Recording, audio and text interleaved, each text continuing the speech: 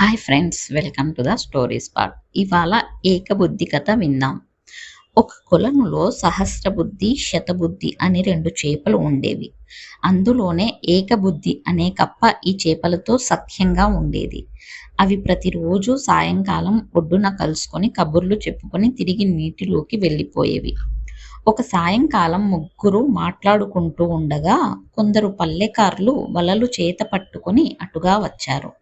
వాళ్ళు కొలను కేసి చూసి ఇందులో నీరు తగ్గిపోయింది. చేపలు దండిగా ఉన్నాయి కనుక మనం రేపు ఉదయం వచ్చి చేపలు పడదాం అని నిశ్చయించుకొని వెళ్ళిపోయారు. పిడుగుపాటు లాంటి ఈ మాటలు విని ముగ్గురు మిత్రులు కర్తవ్యం గురించి చర్చించాయి. సహస్రబుద్ధి, శతబుద్ధి, మనం ఏం చేయాలి? ఇక్కడి నుంచి పారిపోవాలా, ఇక్కడే ఉండిపోవాలా అని కప్ప అడిగింది. సహస్రబుద్ధి నవ్వి, మిత్రమా, మాటలకు బెదరకు. ఈ పల్లెకార్లు రేపు ఉదయం రావచ్చు, రాకనే పోవచ్చు. ఒకవేళ వచ్చినా నేను నా బుద్ధి చాతుర్యంతో నిన్ను రక్షించుకొని నన్ను నిన్ను ఇద్దరిని రక్షిస్తాను. నీటిలో ఎన్ని రకాలుగా సంచరించవచ్చునో నాకు పూర్తిగా తెలుసు అన్నది. శతబుద్ధి ఈ మాటలకు హర్షిస్తూ సహస్రబుద్ధి చక్కగా చెప్పింది. బుద్ధిశాలులకు ప్రపంచంలో అసాధ్యమంటూ ఏమీ లేదు. గాలి, సూర్యుడు చెరలేని చోటికి కూడా బుద్ధి చొచ్చుకుపోతుంది. అందుచేత మనం ఈ పల్లెకార్ల మాటలు విని మన జన్మస్థలము విడిచిపెట్టి పోరాదు. మనం ఈ కొలనును విడిచిపోనవసరం లేదు. నేను నా తెలివితో నిన్ను కాపాడుతాను అన్నది.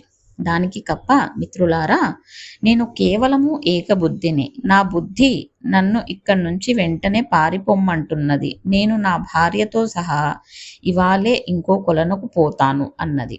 మర్నాడు ఉదయం పల్లెకారులు వచ్చి వలలు పన్ని మడుగులోని చేపలనన్నిటినీ పట్టారు. చేపలతో పాటు తాబేళ్లు, కప్పలు, ఎండ్రలు, ఇతర జలచరాలు వాళ్లకు దొరికాయి.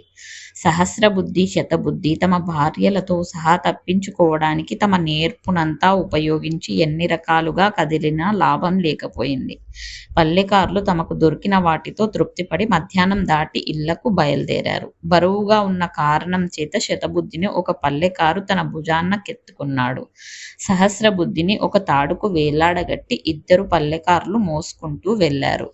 ఏకబుద్ధి తన కొత్త స్థావరం వద్ద నుంచి ఆ పల్లెకారులు పోతుండడం చూసి తన భార్యతో, చూశావా ప్రియా, సహస్రబుద్ధిని, శతబుద్ధిని మనుషులు మోసుకుపోతున్నారు అని అన్నది. సహస్రబుద్ధి, శతబుద్ధి, ఏకబుద్ధిల కథ విన్నారు కదా. ఈ కథలో విధి నిర్ణయం ఏమీ లేదు. కప్ప లోక